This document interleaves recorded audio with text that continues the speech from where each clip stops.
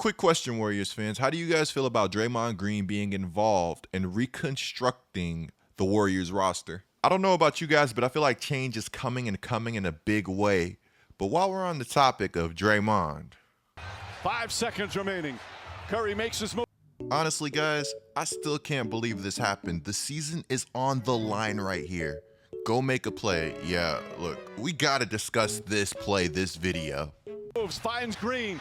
Green drives down a lane. The floater's up. No good. Overtime. So, to start this video, we have to address this video that I uploaded like 4 days ago that was titled Steph Curry and the Golden State Warriors Exposed Ja Morant's Biggest Weakness. Now, I made this video and I really don't regret making this video. And as a matter of fact, as a result, I'm going to make more videos just like this one. Because in this video, I highlighted Ja Morant's weakness. I highlighted what Memphis did wrong versus the Warriors in their final regular season game. And in the play-in, Ja Morant stepped up. His weakness was no longer a weakness. He rose to the occasion like I said he was known to do. He absolutely balled out. Now, I won't say Ja carried. I kind of want to say Ja carried the Grizzlies, but honestly, it was a team effort. Ja's 35 was giant, but the Grizzlies as a whole absolutely came together and showed us why they are one of the deepest teams in the NBA. To everybody saying that video I made 4 days ago aged poorly, I love you guys. But if you watch my podcast, Laced Up, I predicted that the Grizzlies could potentially upset a team in the play-in tournament. But on the other side of things, I was all in on Golden State and they let me down. Now, when I look at the roster and the injuries to the Golden State Warriors, it's honestly impossible to be too disappointed because at the end of the day, this team was overachieving and overachieving in a very big way. This video, we have to talk about what this loss means for the Golden State Warriors and Steph's future. And we also have to talk about what this win means going forward for Ja Morant and the Memphis Grizzlies. Now, before we go any further, I noticed a large bit of you guys aren't subscribed, so be sure to subscribe and turn on notifications. It helps out my channel a ton. And on top of that, you will not want to miss another Get Like Coop video, and that's facts. Guys, check out my podcast if you have not already. Me, the Flight Mike Korzemba. It gets a little wild, but most importantly, it's a lot of fun, and we have great hoops talk. The link to the Laced Up podcast is going to be down in the description below. Now let's talk hoops. I know I said earlier that if you're a Golden State Warriors fan, it's really tough to be disappointed at the result of this season.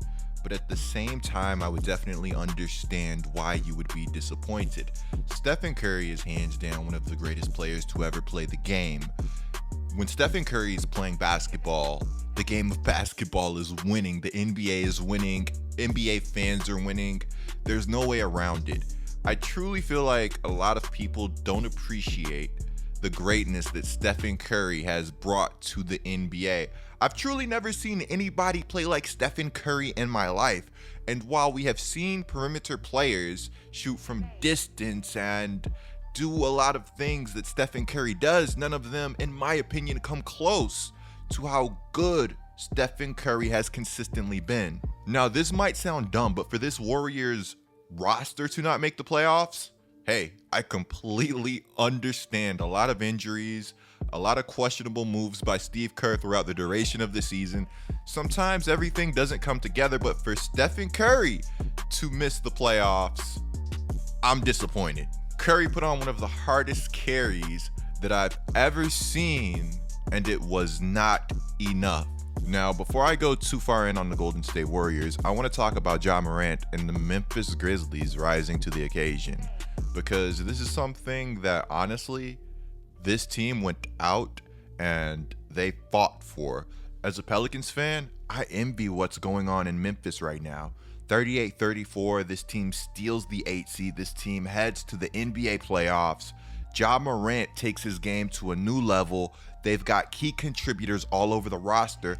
You can say that this roster is 12 players deep. There's guys on the Grizzlies roster that don't get big minutes that I think would be key contributors or at least key role players for other teams. Now, I showed you guys this play 4 days ago, and regrettably, I didn't talk about the impact that this play had on the rest of that game. While Steph Curry still went out and did Steph Curry things, with Dillon Brooks on him, Steph was not very efficient. Dillon Brooks made Steph work for every shot that he took. And sometimes when you're playing a great player like Steph, that's really all you can ask for. Now, the fun thing is that the same thing happened in the play-in tournament. We saw more of Dillon Brooks' defensive greatness. You know, Steph still had 39, but he took 28 shots and he had 7 turnovers, which is still a great game. But when Brooks was on Steph, Steph had to work. Brooks' defensive performances versus Steph reminded me just a little bit of how Jrue Holiday absolutely boxed Damian Lillard in the playoffs a few years back. I'm a Pelicans fan, so that Pelicans-Blazers series is a series I'm never going to forget. Hopefully the Pelicans have, some more good times upcoming soon, but for right now, I'm holding on to that Blazers-Pelicans series.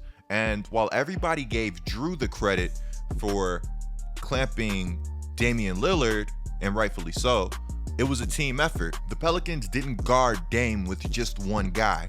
They trapped Dame, they trapped CJ, and when they could, they funneled Dame and they funneled CJ to help. Now, in this situation, Jrue was out of this world, but he didn't do it by himself. And neither did Dillon, but look, I'd be lying if I said they didn't do a lot. Brooks is becoming one of my favorite players in the league. I was high on this guy coming out of college, couldn't believe he fell to the second round. On top of Brooks' great defense, the guy is a bucket. I don't know how many of you guys hoop in real life, but the amount of stamina it takes to be a two-way player is absurd. Look, if you go stand in the corner or spot up for 24 seconds on offense, you should have all the energy in the world to defend.